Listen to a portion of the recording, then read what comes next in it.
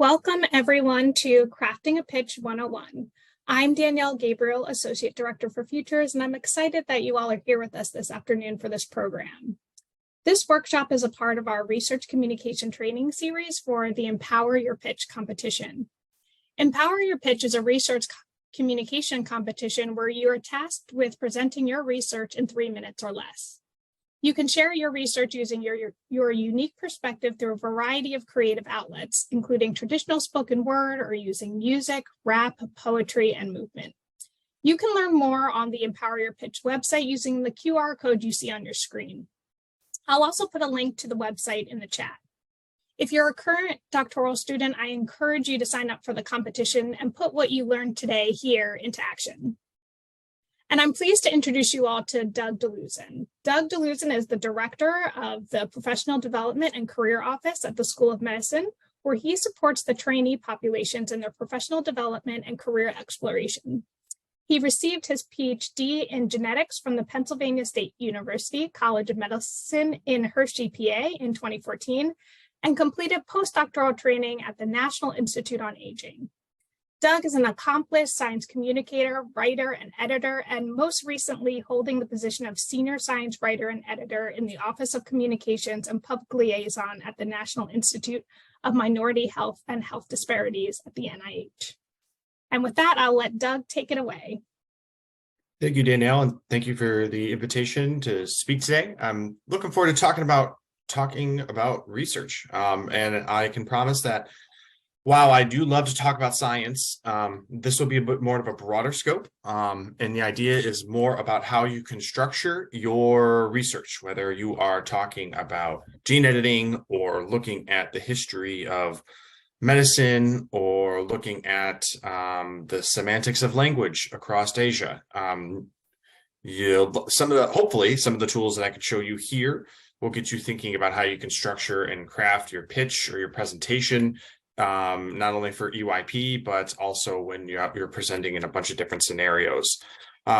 So feel free, there'll be a couple different times I'll ask maybe you could shout out some things, or if you have any questions, type them in the box.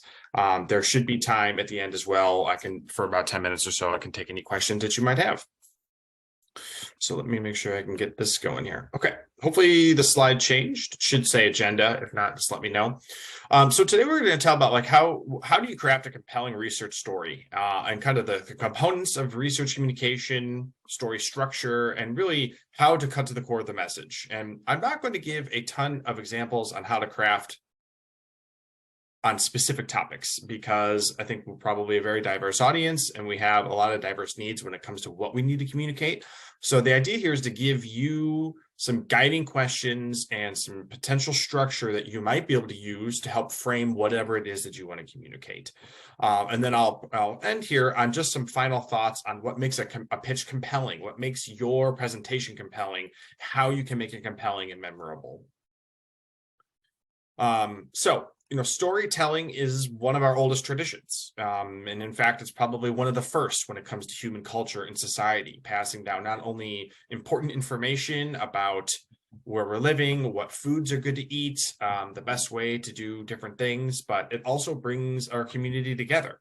And before even written language, before even, before writing and other types of the uses of our language, we talked. We sang songs, we shared traditions. We did that around a fire or in a safe place. And so, we're really tapping into one of the kind of the most important aspects of how we form community and how we share knowledge. And I think that's why it's such an important skill to develop while you're working on your dissertation or your thesis, or as a postdoctoral fellow, if there are a few of you here in the audience. So go ahead and please type in, if you want, what is one of your favorite stories? It could be a movie, it could be a song, it could be a book or a short story that you like. So go ahead and share it out in the chat box. I'll share some of mine. One of my favorite all-time stories is a short story called Carnival 9. It's by a science fiction fantasy author named Carolyn Yoakum, and it is an incredible story that is linked here, and it's also free online on the magazine Beneath Ceaseless Skies. It's an amazing story about expectation and about disability and about making it work with what you have, and a whole host of other emotions that are part of it. I also love Star Wars, and one of my favorite movies in the Star Wars series is A New Hope, and I'm going to talk a little bit more about A New Hope as an example of story structure in a minute.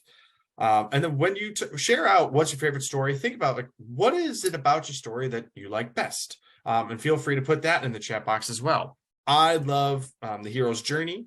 I also love the twists and turns and the final battle at the A New Hope. It just gets me excited, and I'm just imagining myself out in space, and it kind of just hits a lot of buttons for me. Whereas Carnival 9 is a story that is a tearjerker, and every time I read it, I cry. It is about family. It's about responsibility. It's about friendship and community, and it is just a beautiful story. And so when I read that, I'm expecting an emotional response, and I want that emotional response. So let's see what some people put in here. A book called A Monster Calls. I have not read that, but excellent. Thank you for sharing it. And is there a particular reason why you like that book? Or let's see, Naoki Urasawa's Monster. Excellent. A children's book called What Do You Do with an Idea? I have read that one too, to my son. That's a beautiful book. The first thing that popped in my head is The Lorax and The Giving Tree. Excellent, excellent stories. Dr. Seuss and Giving Tree is Shel Silverstein, perhaps. Awesome. So yeah, A Monster Calls and Monster. I have not read those two, but I'm going to put them on my list. So thank you for shouting that out. What is it about stories that give you that you respond to? So I'll visit back here in the meeting chat, but for those of you that were offering up options, feel free to kind of elaborate a little bit. What is it that you like best about that story? What is it that resonates with you? Okay, continue on here. So when we're presenting our research and our work here at JHU or elsewhere, what is your story? And that's what the point of this workshop is cutting down to the core of the message. Why are you talking, and what are you sharing, and what do you hope your audience, whoever your audience is, gets out of it? I also love Calvin and Hobbes. I feel some of their stories are very good. Some of them are just funny. Some of them have political messages. Some of them have messages about family and kindness. And so I thought this one particularly resonated from our topic. And Danielle mentioned she loves the symbolism in the books. Yes. We can learn a lot from symbolism, and learn a lot from how we can imagine ourselves in those situations as well. Excellent. Okay, so the kind of several questions I like to ask, and today is going to be posing several questions to you that I highly encourage you to think thoughtfully about when you're putting together a presentation, is what is it that you really want to communicate? And follow up to that is why. We may not only have time to talk about one little part of our doctoral research project. We only maybe have time to talk about one little part about a paper that you recently published. Why is it that you want to talk about that one part? Is it of societal importance? Are you just simply sharing something cool with your parents or friends? Are you angling for money and convincing funders to give you money to do your research? Are you hoping for some laughs to make people feel good, or just to share your enthusiasm for your hard work? Those questions can guide a little bit of how you craft your message, and we'll talk in a minute or two about how to do that. And another important aspect of it, relating back to my question about feeling, is how do you want your audiences to feel about it? You're sharing your work, you're communicating it, and this approach is important for whether you're going to get up for a department seminar or EYP, for example, or you're sharing a tweet in 280 characters on social media. But what do you want your audience to feel about it? Do you want them to be curious? Do you want them to be fearful? Do you want them to be sad? Do you want them to be encouraged and inspired? I think Misty here says, great imagery inspires you to something to make it better. Awesome. I think that's in reference to the Lorax and the Giving Tree. Exactly. So there's images associated with the messaging. We're going to talk about image use in a little bit later on at the end of the presentation, but all of these can invoke feeling in your audience. It can make your message and your pitch memorable, and it can help instill or enforce what it is you're hoping to get out of that. Do you want them just to learn something new? Do you want them to, pick up, pick up a phone and call a friend and share what's going on. So you can craft your message and tailor it for those kind of specific outcomes and goals. So to do that, let's talk about some basics. And, for those of you that maybe are in the humanities, you might have seen this before. But the components of research communication are very similar to just basic story structure. And so this is a basic story structure for a lot of stories that work really well. It's called Freytag's triangle, and it's a classic structure. The hero's journey, for example, is a part of this. And really, these types of stories start with exposition, and then some kind of conflict or a call to adventure. We have action, things occur throughout the plot.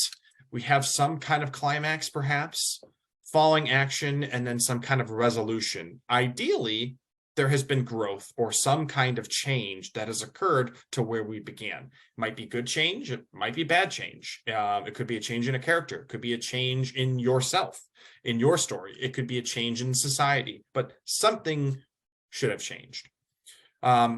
If you take that basic story structure and you think about your research, and it doesn't matter what type of research you're doing at Hopkins, what matters is that you're just putting it into a kind of a compelling structure that you can get across the messages you want. You can look at the beginning of exposition and call to action as the background and significance. What is it that happened in the field before you that you need to summarize? And so you can think of this as even a research paper or setting the stage in a talk you're about to give. What's the background significance? And, the call to action. What's the problem you are addressing? And we'll talk a little bit more about that in a minute and how you can tailor your talk to talk about, is it the problem that's important? Is it the timing of addressing the problem that's important? Is it you in the specific situation addressing that problem? That's the most important aspect of what you're trying to communicate. You can tailor that pitch or that message a lot of different ways. And then, of course, the heart of the matter, our data and troubleshooting. Nothing comes easy in our research, right? So we have, for maybe some of you at the bench, experiments. For those of you maybe in the humanities, you're going off and doing work, research, fact-finding somewhere, going and studying abroad perhaps. You've got to take what you've gotten data, you've done your experiments, you've done your research, and you got to put it together. You got to analyze it. You got to see, where is this data leading us? And then we have our conclusions, which should also perhaps inform us on next steps or follow up from there. Lena, I'll make sure the slides are available. And there's, I think, going to be a recording of it. And I'll let, at the end, maybe Danielle, you can comment on where we can find that stuff. So for an example here, Star Wars, one of my favorite stories. One way that you could break down Star Wars is from the perspective of, say, Princess Leia.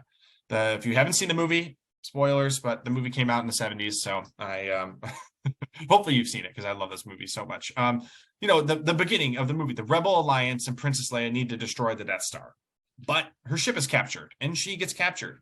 This is our setup. We have this a rebellion occurring, and now all the important information and the important people have been captured by the Empire.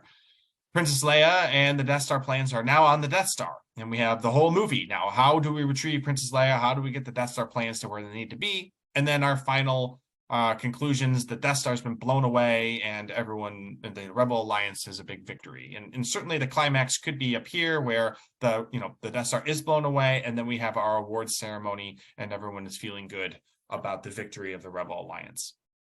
You could look at it from the perspective of Luke. More of, in this case, some of like the hero's journey. That's classic in literature, like King Arthur and those kind of things.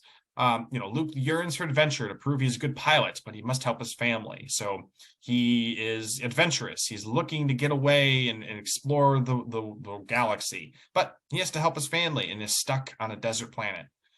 Then he meets Obi-Wan, learns about the princess, learns about the Death Star and the Empire and everything that happens in here with data and collecting and understanding the situation. And then, of course, the Death Star is blown away by Luke, and we have the fallout and repercussions of that.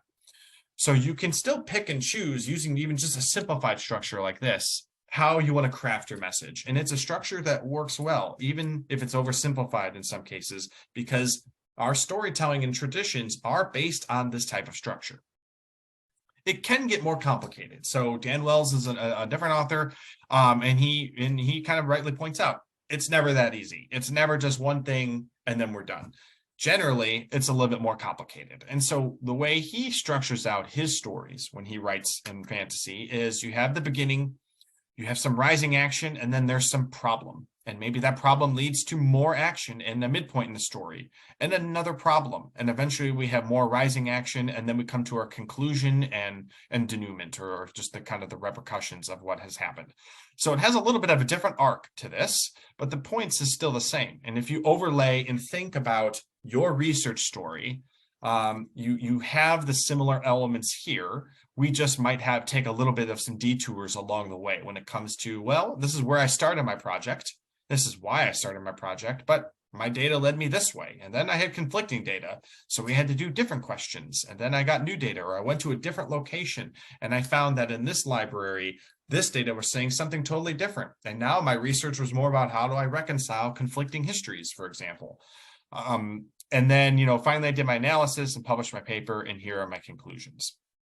These two structures, and there are many more, but these are just two examples I wanted to highlight, are ways that you can think about how do I want to structure one little bit of my project? How do I want to communicate the entire thing?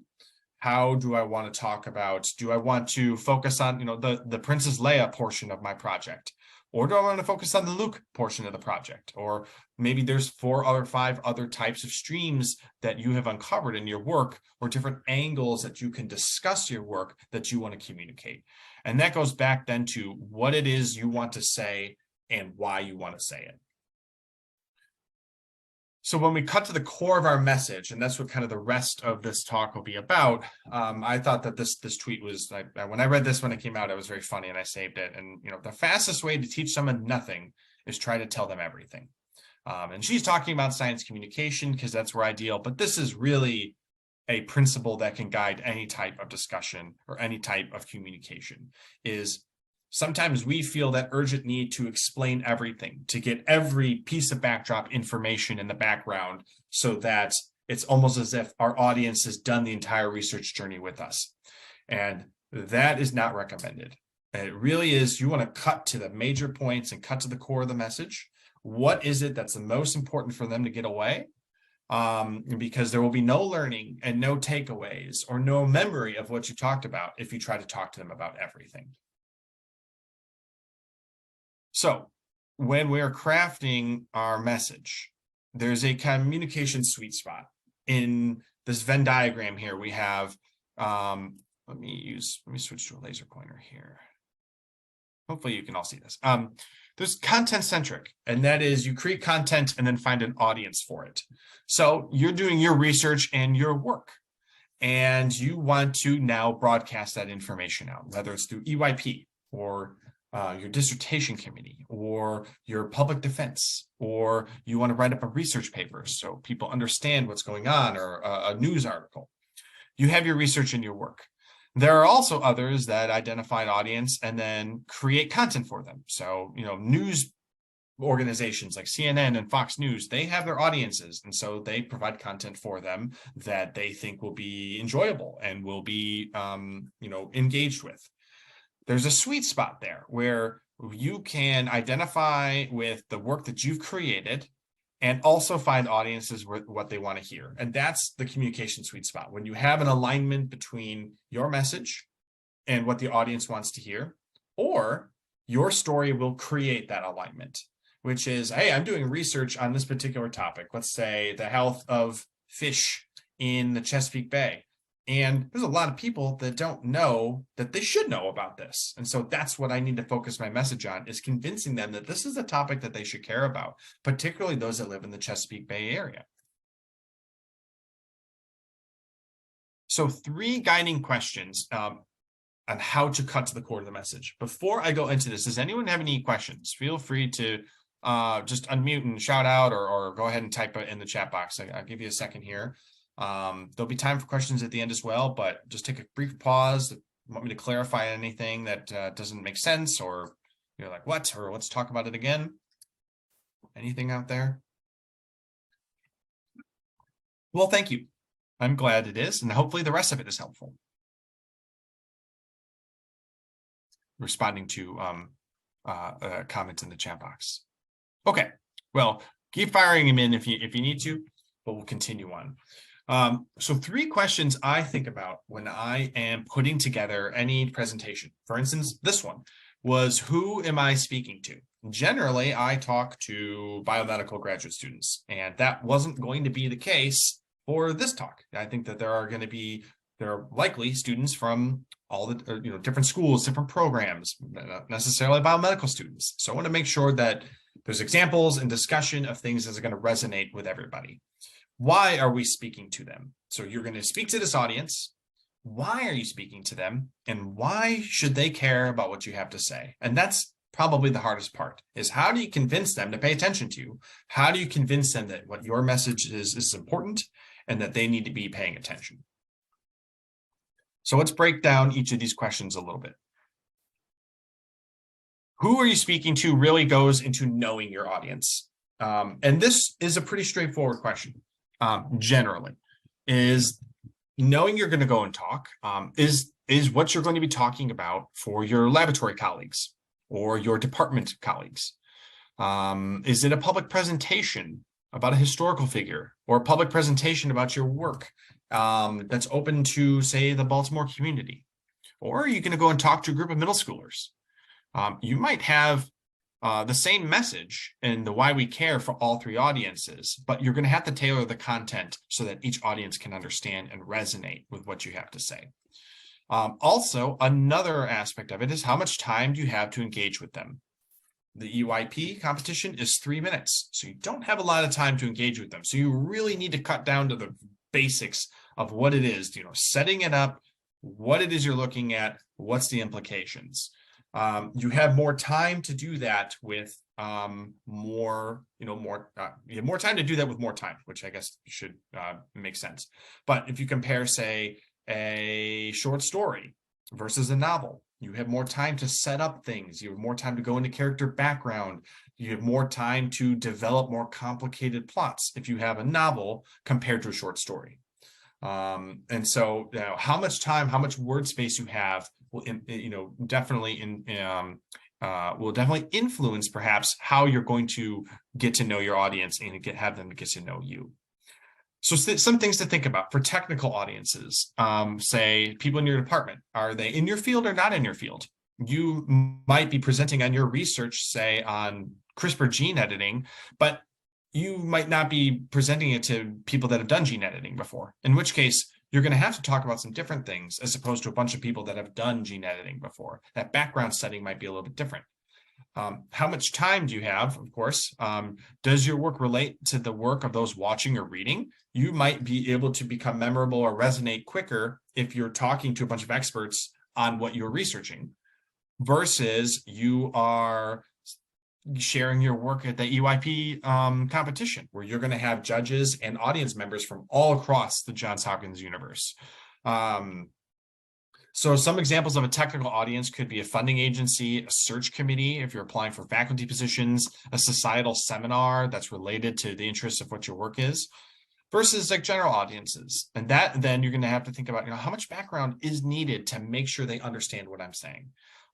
Is the talk to educate on a topic or report back on a project? And those will take different angles on what you might need to accomplish. So example might be a community event or social media or a book or podcast or a general dissertation defense, for example. And then why are you speaking to them? So for technical audiences, it might be to promote your research and findings. Perhaps you have an invited talk, or you're giving a department seminar, or you're presenting to your laboratory or your research group or to your mentor. It could be that you are asking for funding or the research support, in which case you might need to spend more time convincing them that you are the person that can do the research and not someone else, as opposed to what the research is entirely about. Or are you applying for jobs and or recruiting students to join your research group? If you're applying for jobs, you might only have 30 seconds to pitch yourself. And so you really need to cut the core of what do I need to say to convince them to talk to me longer. In which case that talk is a little bit different than I would like to give you an overview of my dissertation. Whereas general audiences, some of the reasons why you might be speaking in them are to promote awareness of the project or educate the public about what you're working on. You might be reporting out on a community-focused grant, in which case you might have community members there, or you might have members of a societal board who are just interested in the impact of what you're doing. It might be to inspire children or other students. You know, you go and tour around some local schools and just talk about the work you're doing at Hopkins. It could be to contribute to social media discourse, or help, you know, inform individuals about what's going on in the world of research or in your field. Or it could be your teaching. I don't have that on that list, but teaching could be a blend between a technical or general audience, depending on the type of course that you might be teaching. So why should they care? And this part is really the hook. And we call it the hook, in that you want to get them interested early on to continue giving their undivided attention. We live in the world of social media. We live in the world of distractions. My phone buzzed while I was giving this talk. I wish I had silenced it, distracted me for a moment. So we want to get your audience engaged with what you have to say. And you want to get them engaged early, you know, capturing their attention in the first minute or two. In newspapers and in articles that you might read in a magazine, this early thought, this hook is called the lead. And that is like, what is this about right away to get you interested that, yeah, I want to continue investing my time as an audience member in following through with the information that's here. So there are different ways that you might be able to hook someone early on in your pitch, or early on in your message, or early on in your talk. You know, a lot of people start with, what's the problem you are talking about and trying to solve? Cancer researcher might be saying, hey, there's a lot of people that are dying from cancer, and so we're trying to solve that. That's an early hook, emotional hook. We all know people, most of us at least, unfortunately, probably know someone that has suffered from cancer, or maybe has passed away because of cancer. So that's an emotional hook right away to say, hey, I am talking about addressing a problem that you might have experienced either personally or in your family or in your social networks. It could be that we are putting together historical records to understand and better understand what happens in early modern human history.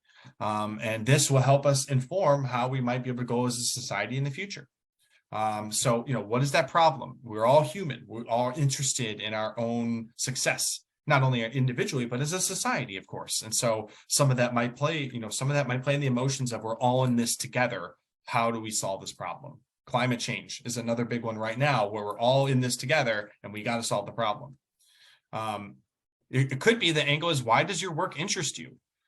Perhaps do you have a personal reason that you're doing the work that you do? That can often be a really emotional and really powerful thing to share, if you're comfortable sharing it, that can get your audience invested in you very early on to listen to what you have to say or read what you have to say. How did you get into this work? Another part that might be of why your work interests you, or maybe there's some weird, interesting story that connected you into the project that you're in. That's a nice way of pushing forward your narrative. How does the audience relate to the work?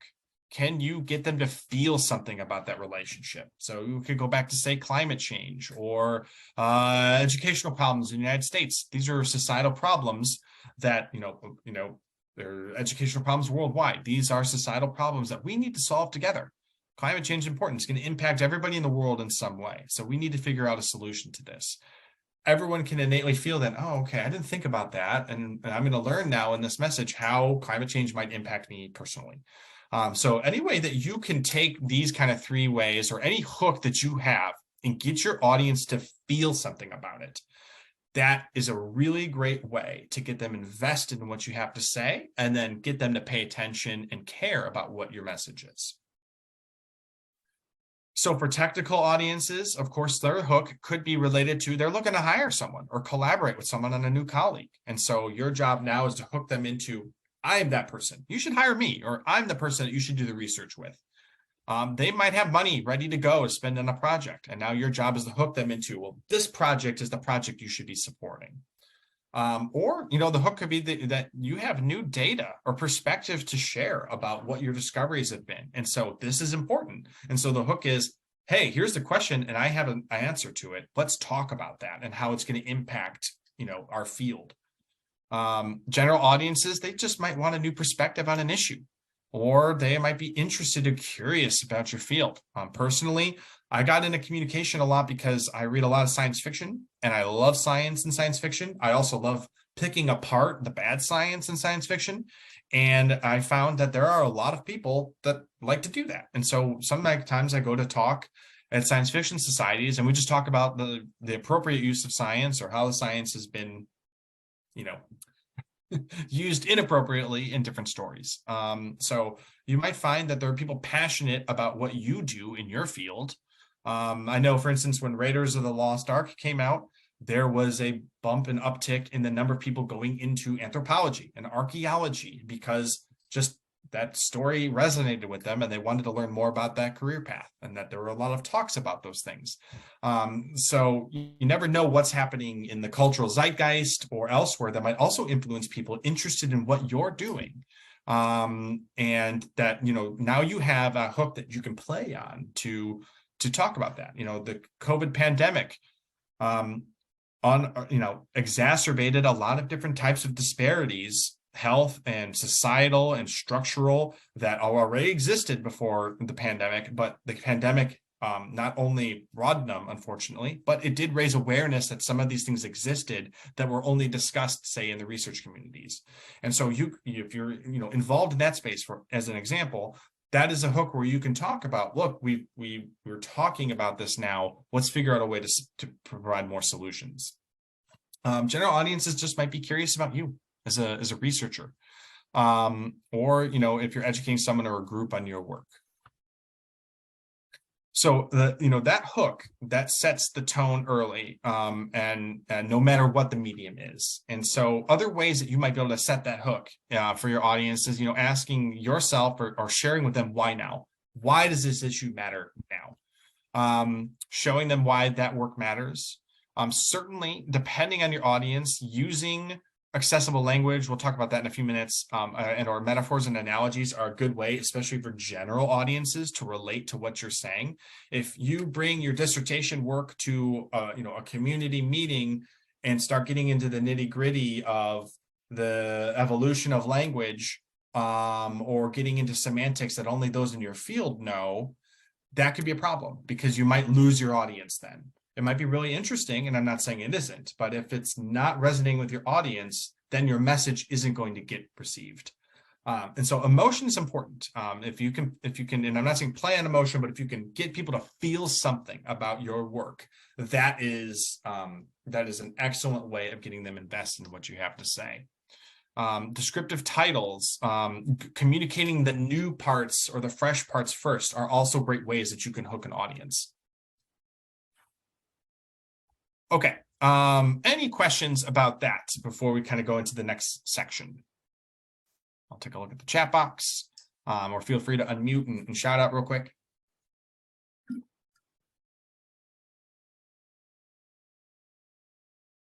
Okay, go ahead and keep them in the chat box. We'll revisit and continue to look. So you've thought about these three questions. Who are we talking to? Why are we talking to them? Ooh, something in the chat box. Oh, well, thank you. Great so far. Well, thank you. That makes me happy.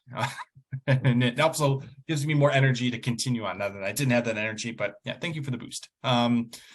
So we have these three questions that are kind of guiding questions. Who are we talking to? Why are we talking to them? Why should they care about what I have to say?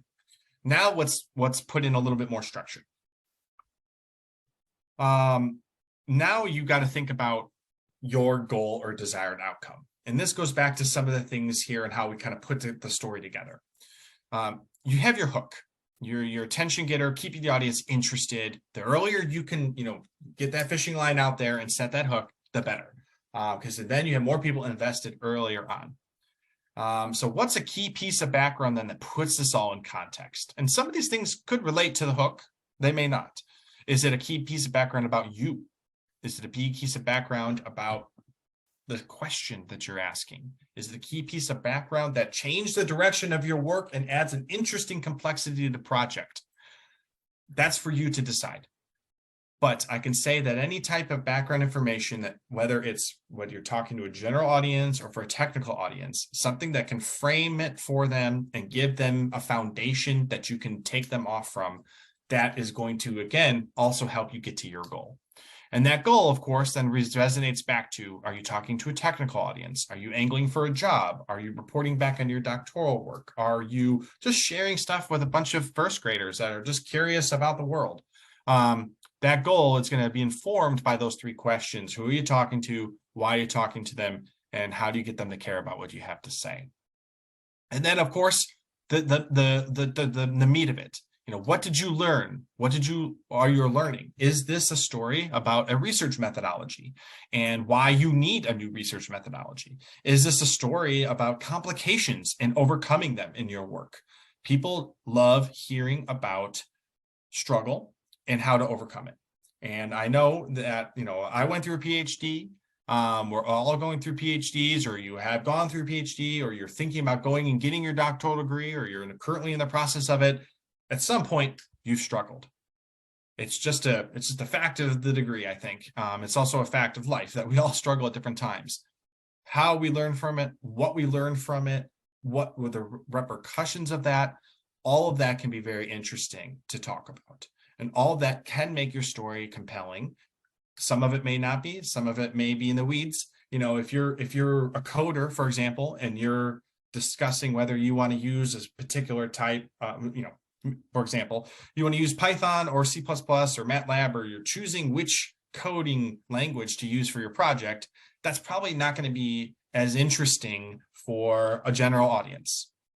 But that might be really interesting if you're talking to your dissertation committee, or you're talking to for a department seminar. They might want to talk about those things where you're being challenged with using the appropriate methodology for whatever work you're doing, and you're trying to figure out exactly why you need to use the right methodology.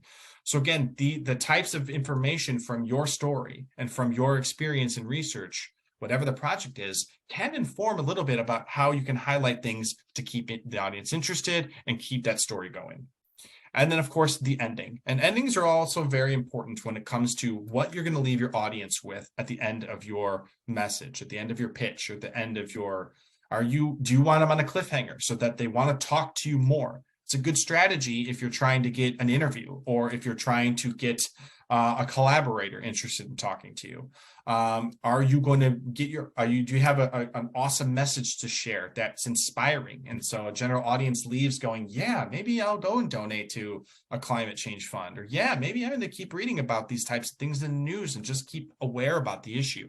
You can kind of craft your message a little bit to shape where that goes. I love this quote about endings, is that there's a trick to the graceful exit at the end of your presentation. It means leaving what's over.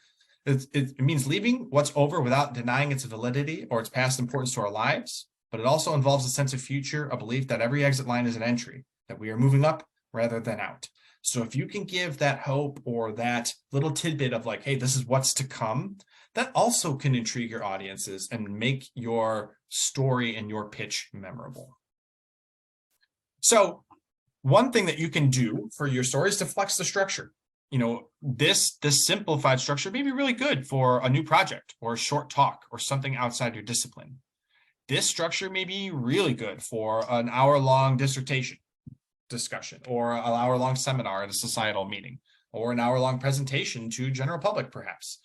So how you talk about it, you can flex that structure a little bit. And again, these are just two examples. There are more out there, and some of the links in my presentation you can click on. They'll take you to some of those resources.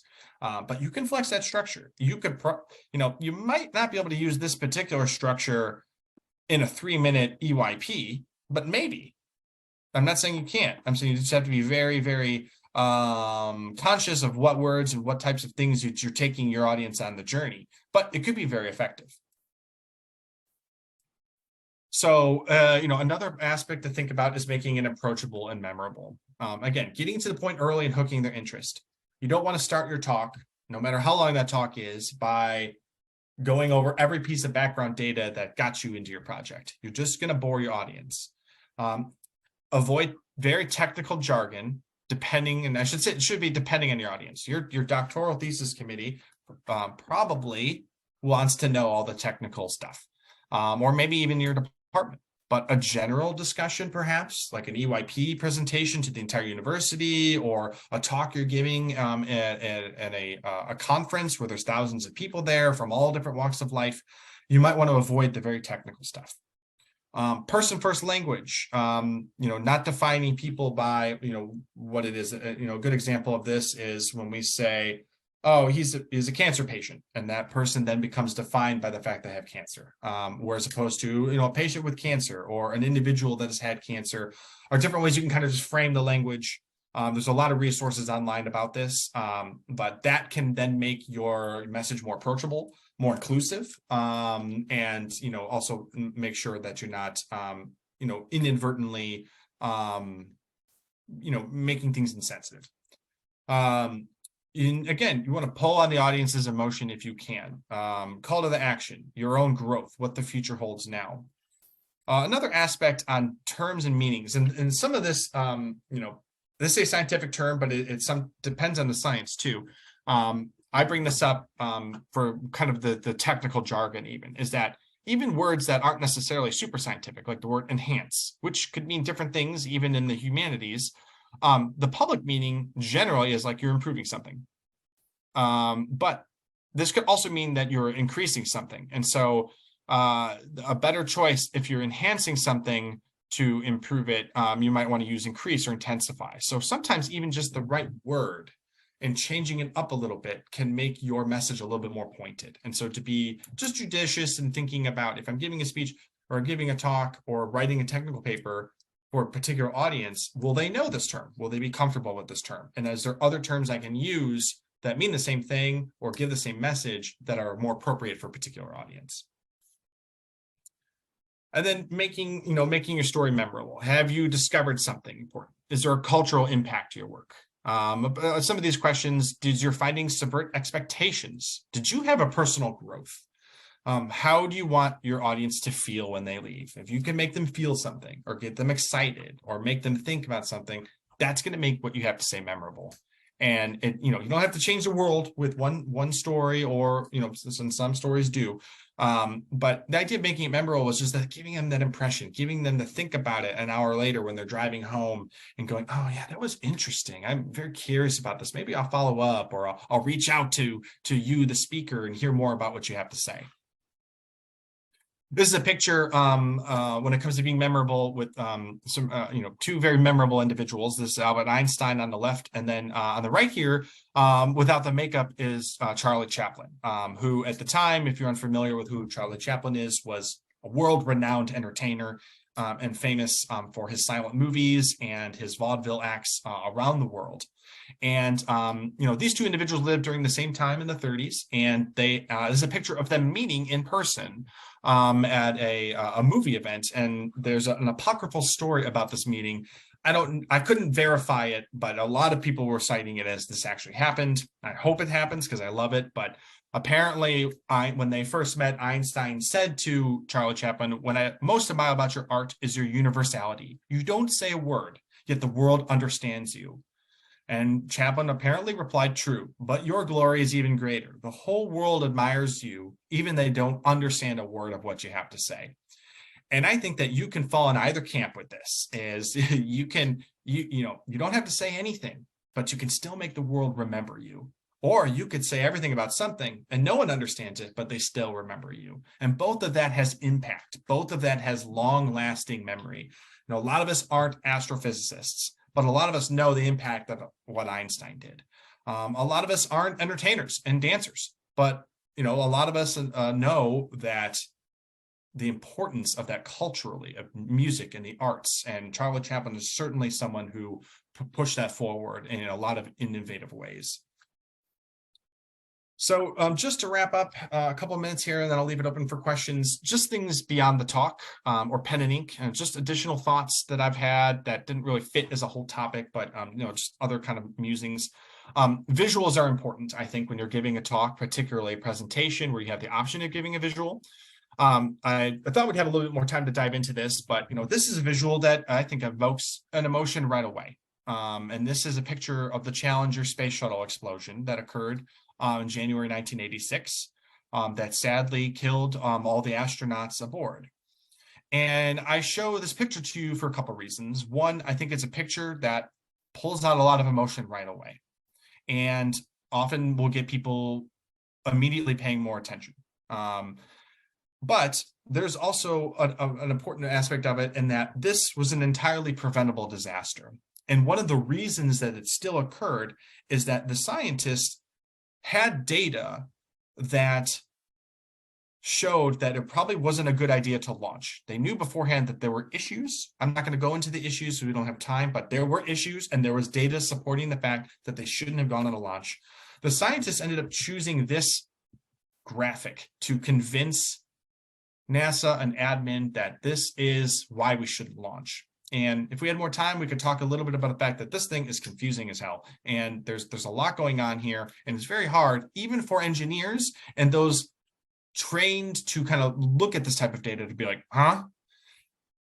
There is also the underlying data that shows that, at lower temperatures, there was more incidents in the rocket, and it was a really low temperature that the rocket fired at. And this type of data, and just how you present your data, whether it's art or gene editing or public health in a map, which we'll show in a second, how you represent that data can really matter. And that can also aid in your discussion presentations. They say a picture's worth 1,000 words. It's very true. If you can invoke emotion or invoke a sense of understanding by a graphic or a chart or a data table, you can help your message so much. And one tip I'd say is whenever you're preparing a presentation, once you've prepared a graphic or figure, give it to someone in your lab or in your department or your mom and dad and see if they're reaching the same conclusions that you are. If they aren't, then you need to rethink what it is that you're trying to convey through that use of graphic. The take-home point, and I apologize that I'm rushing this part about the story, is that had the data been presented a different way, it might have caused the administrators at NASA to pause the launch. And theoretically, then, if the launch is paused, something like this may not have happened. And so this is a very sad and very real implication to how an image and how data can lead to policy changes. It can lead to information that can cause, bad decisions, unfortunately. And so, anything you can do to look at your data and make sure, can this be misinterpreted? Can this be taken a different way?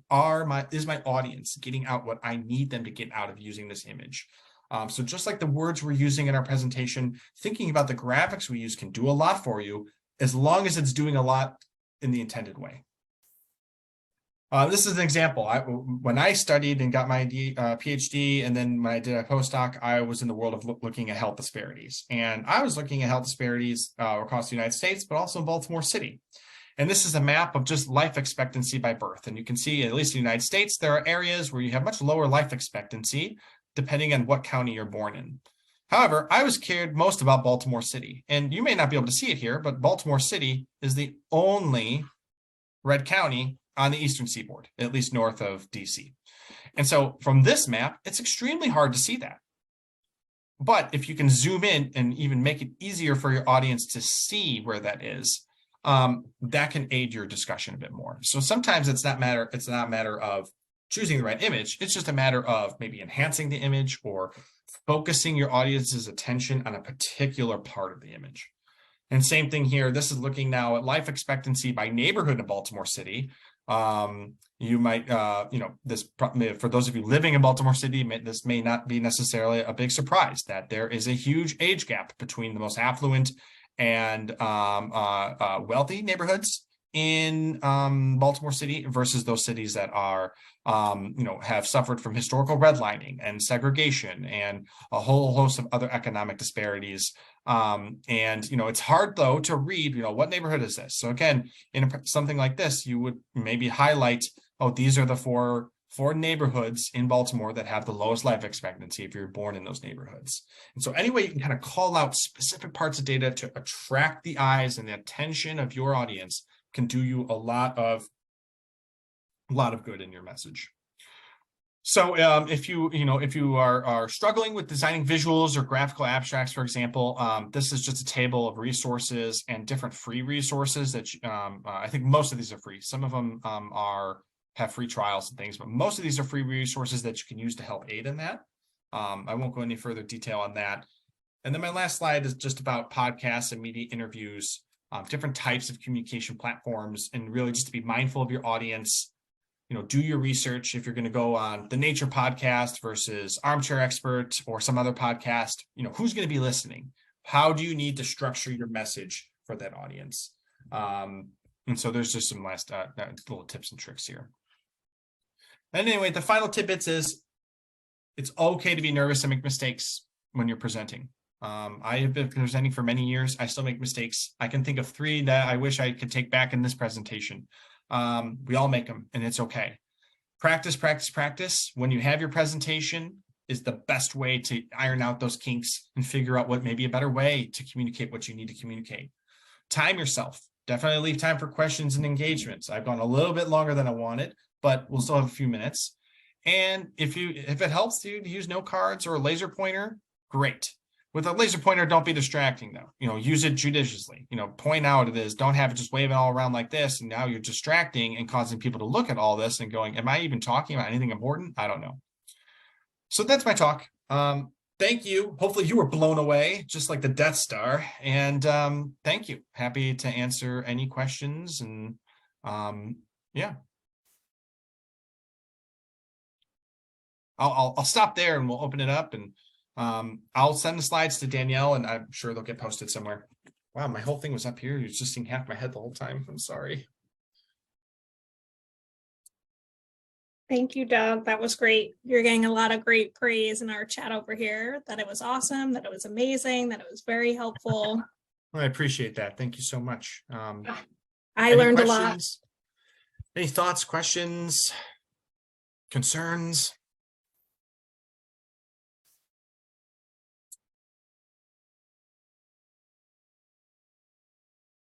Well, I'm glad that you're participating in from Florida. Awesome. Any customized templates? So the resources that I linked in the presentation do have some. PowerPoint has some too. If you like PowerPoint or not, they have different ways. Another resource you could use for like a talk is something called Prezi. It's like PowerPoint, but it's structured differently. It's not like a linear thing. So, I mean per audience, university, industries, funding agencies. Yeah, that's, I see what you're saying. I think that what's really awesome about communication is that there's so many ways to tell a story. I mean, for instance, with EYP, you can wrap a story, you can use imagery, you could mime something, and it can be very effective. So I think what's important is choosing the right structure for the right outcome or message that you want to get to them. So you could use like the 2 example structures I showed, the triangle and then down well 7 points. That you could use that probably universally for all kinds of different things, funding agencies, universities, industries, whether you're writing a paper or whether you're giving a talk, you can structure it that way. You might also have your own structure that you prefer, and it could work great. And I'm not saying supplant that with what I'm sharing. I think it's much more about just being judicious of, who are you talking to, why are you talking to them, and what is it that you want them to take away from your talk. And then any structure that helps you do that, or any way you can aid yourself in doing that, I think is the way to go. So those questions are probably more important than what structure you use, because if you're answering at least the first 2, who are you talking to and why are you talking to them, that should help craft what it is you're preparing. And then that should all be doing the work to get them to take away or feel or leave with whatever it is you want them to leave with. And that's sometimes where that communication breaks down. If you're crafting a presentation that's intended for one thing and then the audience is leaving with something else, that's where you need to go back and say, well, maybe it is a structural thing. Maybe I'm not structuring it right, or maybe I'm not using the right frame of reference. Maybe the story that I'm telling isn't about my research. It's about me doing the research. Or maybe my story isn't about my research. It's about what society is going to learn from my research. And so, you do have to spend that time kind of thinking about how to craft that. But I love the fact that, the play box is huge. And I think these are just some of the tools that you can use. Hopefully that helps answer your question a little bit more.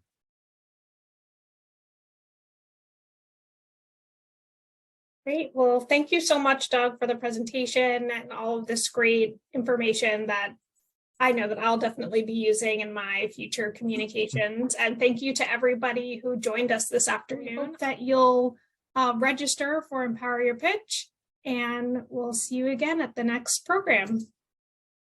Take care.